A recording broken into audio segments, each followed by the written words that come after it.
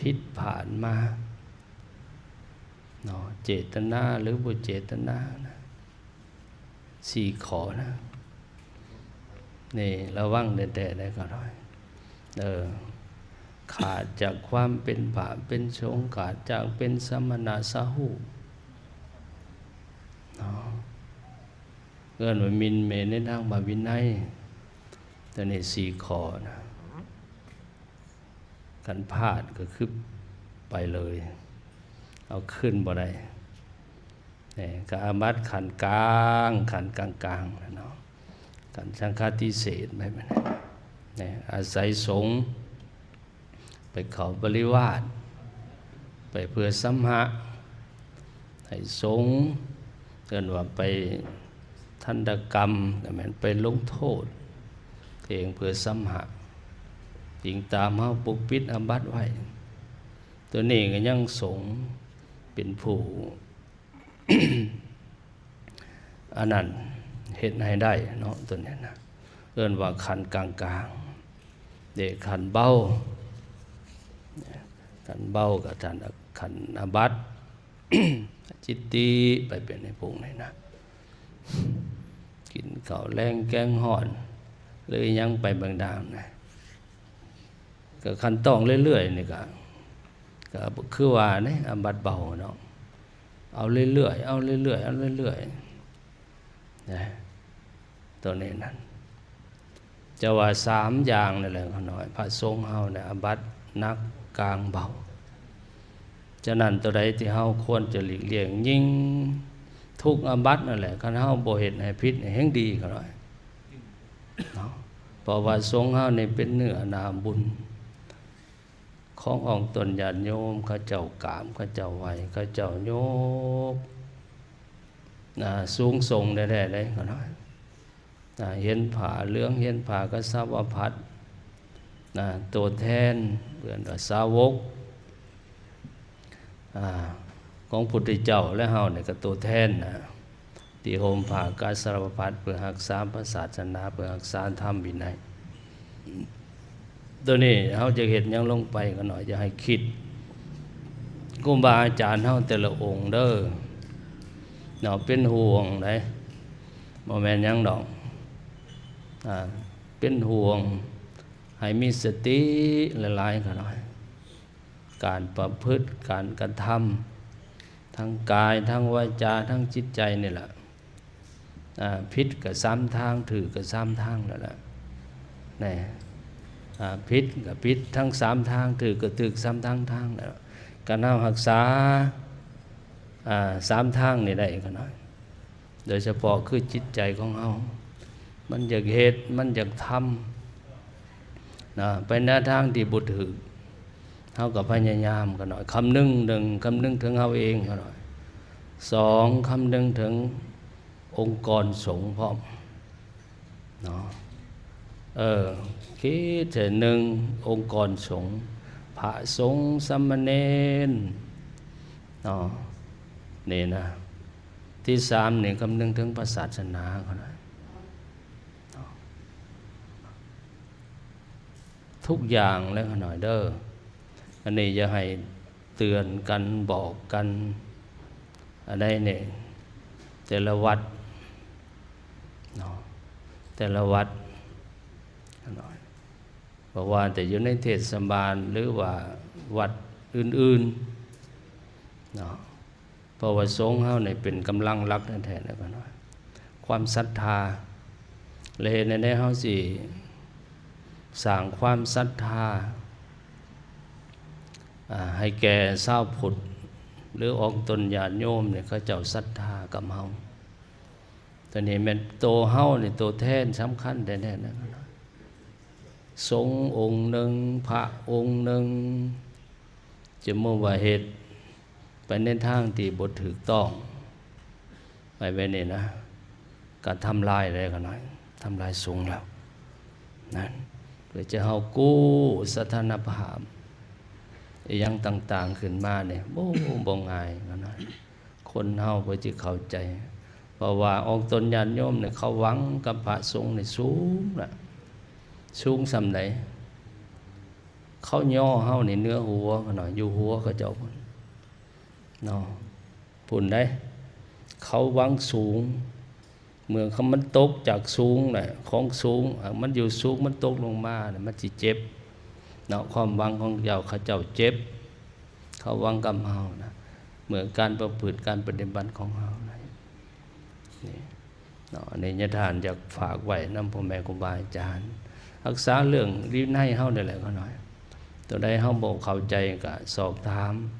พ่อแม่ครูบาอาจารย์กันตัวใดหาสงสัยก็อย่าอยู่ไปเฮ็ดเนาะสงสัยน่ะสงสัยเนี่ยบ่เข้าอกเข้าใจก็อย่าจะไปฝืนเนาะไปสอบไปถามก่อนสอบถามผู้เพิ่นฮู้ก่อนมันเป็นตาเหตุบ่ถ้าเฮาเห็นเนี่ยมันผิดผิดนักผิดเบาขนาดใดกันกว่าสงสัยเนี่ยยังบ่มั่นใจไปตีความหมายในวินัยเฮาก็ยังบ่ทันมั่นใจไปอ่านเบิ่งเฮาก็ยังตีความหมายเนี่ยยังบ่มั่นใจว่าจะเฮ็ดสิ่งนี้นะหยุดก่อนก็หน่อยเว้นก่อนยิ่งดีกันเฮาบ่มั่นใจนะพระสงฆ์เฮาเนี่ยอย่าสิไปเฮ็ดกันเห็นมันผิดมาล่ะบางอย่างมันอาการหนักหรือว่ามีผลกระทบเนาะบางอย่างนะเกินว่าโลกาวัชชะโลกเขาติเตียนโลกเขาติสินนินทาการกระทำของเฮาพระสงฆ์องค์พระเจ้าเฮาเนี่ยนะนี่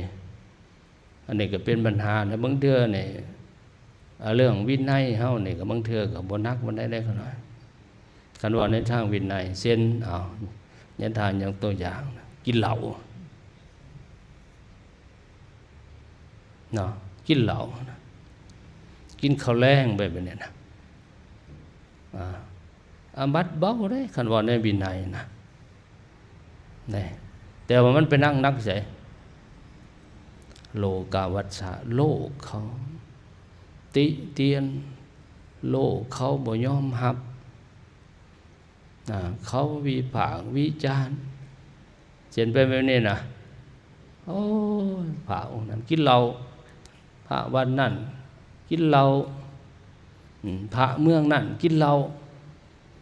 อย่าพอเลยกินแต่เหล้าอย่าโคกินแต่เหล้าครูบาวันนั้นกินแต่ข้าวแลงกว่าจั่วนะนี่ระวังได้ขน่อยโลกาวัชชะโลกบางแต่ในวินัยเฮาเบาอยู่แต่ว่าโลกเนาะพระสงฆ์เฮาเนี่ยเฮาอยู่กับโลกนะอยู่กับสังคม1เฮาระวังวินัย2ระวังสังคมพร้อมกันเนาะเฮารักษา2อย่าง1วินัย2ระเบียบกฎหมายบ้านเมือง3มากับสังคมเขาต้องระวังหลายอย่างที่เฮาบวชเนี่ยบ่แม่นแต่ทรวินัยเนี่ยยิ่งกันเฮาปฏิบัติวินัยได้ดีเนี่ยแ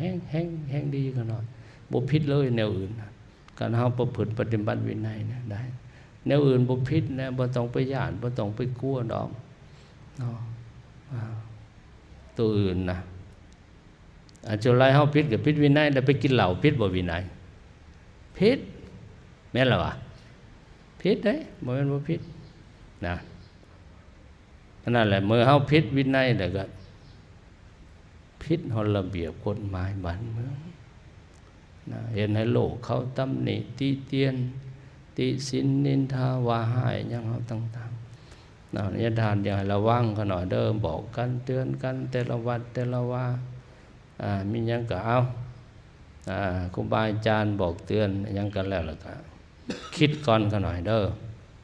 เอาไปคิดก่อนบางเทื่อครูบาอาจารย์เพิ่นเว้าเรื่อยๆนะอย่าไปว่าเพิ่นเว้าดุ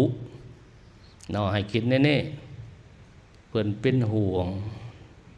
ครูบาอาจารย์เว้าดุเรื่อยเว้าดุอยู่ในวัดคือกัน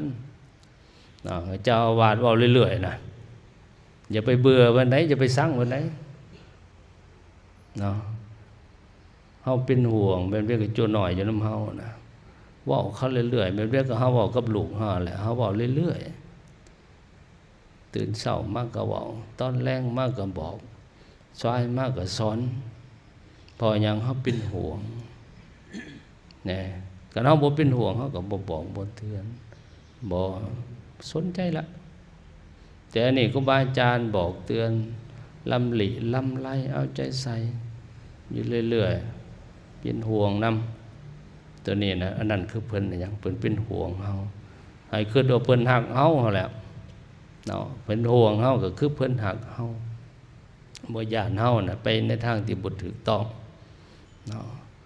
บางอย่างเฮาก็ลงก็มีได้เพราะว่าเฮายังเป็นปุถุชนก็หน่อยเนาะความโลภความโกรธความหลงเฮายังมีอยู่เฮาเป็นพระอยู่และอาศัยหยังก็หน่อยไผเป็นอันนั้นนี่แหละเนี่ยเพื่อนสหธรรมิกนั่นแหละที่เฮาอยู่รอบข้างนั่นก็นะได้เพื่อนได้หมู่ได้ครูได้พ่อแม่ครูบาอาจารย์เอิ้นว่าเพื่อนสหธรรมิกได้เตือนสติเฮาได้บอกเฮาแนะนำเฮาตักเตือนเฮาบางเทื่ออ่านเฮาก็หลงเฮายังเป็นปุถุชนเด้เฮาบ่ทันได้สิ้นกิเลสบางเทื่อก็ขาดสติก็มีบางเทื่อก็หลงก็มีไปว่านี่นะอารมณ์ความรู้สึกของคนเฮามันก็มีขึ้นๆลงๆมีต่ำๆสูงๆแต่อาศัยไผบัดนี้อาศัยในเพื่อนสหธรรมนี่นะรอบข้างเฮานี่แหละเป็นผู้เตือนเฮาให้สติเฮาให้ความรู้เฮาแนะนำเฮาบ่ว่าผู้น้อยผู้ใหญ่บ่ว่าผู้เฒ่าผู้หนุ่มยังไปแบบนี้ล่ะที่จะให้ทิศให้ทางเฮาอันนี้จะขอฝากไว้พ่อแม่ครูบาอาจารย์เนาะเป็นวันสำคัญอันนี้ก็อีกกิจอันหนึ่งอีกก็คือการไหว้พระสวดมนต์กันหน่อยแต่ละวันอันนี้ก็ดึงศรัทธาคนได้กันหน่อยเนาะพอแม่ออกข้าเจ้าเนี่ยเขาก็บ่ได้หวังหยังดอกเกี่ยวเห็นพระสงฆ์องค์ข้าเจ้าว่าฝึกปฏิบัติกิจวัตรตื่นดึกลุกเช้าไหว้พระสวดมนต์ตัวนี้ก็ผูกจิตผูกใจผูกศรัทธาของข้าเจ้าได้เขาเห็นโอ้คำมาพระสงฆ์องค์ข้าเจ้าได้ยินเสียงไหว้พระสวดมนต์ตอนเช้ามาเห็นพระสงฆ์องค์ข้าเจ้าตื่นดึกลุกเช้าไหว้พระสวดมนต์นี่ก็คือผูกศรัทธาคือดึงศรัทธาขององค์ตนญาติโยมให้เขาเหลื่อมใสศรัทธานะตัวนี้ก็อย่าสิไปขี้ข้านครูบาอาจารย์เด้อจำไว้พระสวดมนต์นะเวียงเฮาก็ซ้ำนี่แหละเขาหน่อยพระสงฆ์เฮานะบ่ได้มีเวียงในอื่นดอกจำไว้พระสวดมนต์เนี่ยเรียนหนังสือเนาะสูตรเทศตัวนี้แหละก็ตัวนี้แหละเวียงเฮาบวชมาบ่มีหยังดอกเพื่อหยังเพื่อพระศาสนาก็เพื่อเฮาเองการบวชมาการบวชศึกษาเนี่ยเฮาก็บ่เข้าใจตัวนี้นะ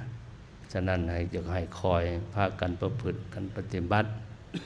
ออกตนญาติโยมเด้อแล้วก็ครูบาอาจารย์เฮาเนี่ยท่านว่าออกมาก็สมควร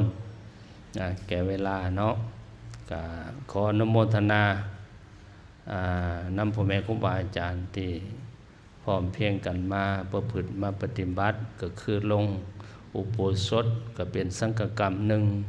ที่พระสงฆ์องค์เจ้าเฮาควรประพฤติปฏิบัติก็ควรเฮ็ดนั่นแหละว่าซั่น15มื้อเฮาประชุมกันเทื่อนึงอันนี้ควรเฮ็ดเนาะแต่ละเขตก็หน่อยเด้ออย่าในเทศบาลนครเฮาเนี่ยอย่าให้เฮ็ดซะหน่อยบ่แต่ศีลนี่นะเนาะศีลต่อไปนี่ก็อาจจะเฮาบ่ได้มาลงแบบนี้เพราะปกติเฮาว่าเขาพรรษาเฮาจังสิลงกันทุกวัดมาพบกันแต่ว่ามื้อนี้เนี่ยเป็นวันสำคัญเอิ้นวันวิสาขบูชาก็เลยได้โอกาสได้เวลาได้มาพบมาพ้อกันมาลงอุโบสถสังฆกรรมร่วมหมู่อยู่ในเทศบาลนครไกรสอนพรหมิหารฉะนั้นก็เนญทานก็ขอเอาโมทนาบุญนำพ่อแม่ครูบาอาจารย์ที่ได้พร้อมเพียงกันมาประพฤติปฏิบั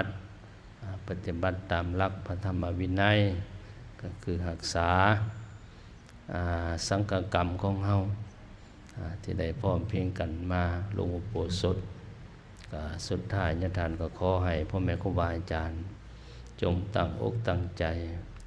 มั่นคงสืบทอดแล้วก็พากันเผยแผ่ศาสนาให้กว้างขวางต่อไปก็ขอให้ตั้งอกตั้งใจอยู่ในศีลอยู่ในธรรม รักษาพระศาสนาก็ขอให้พ่อแม่ครูบาอาจารย์เจริญอยู่ในศีลอยู่ในธรรมงอกงามไปบุญพูนสุขทุกอาจทุกองค์โดยเถิด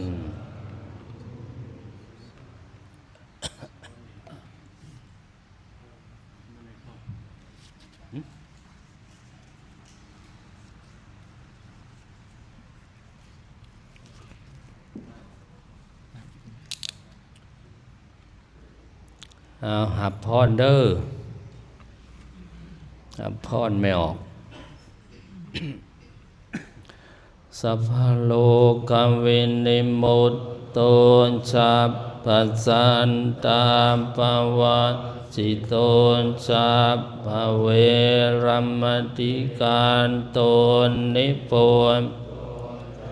ตุวังภวังสัพพิติโยวิวัตสันตุสัพพะโลกโคสัตตุมาเตภวัตวันตาลายโยสุขีเทมยุโกภวะพิวัตนาสิเลสเนจังวุฒาปัญจายโนจันโลธรรมาวัฏติอายุวันโนสุขังภาลัง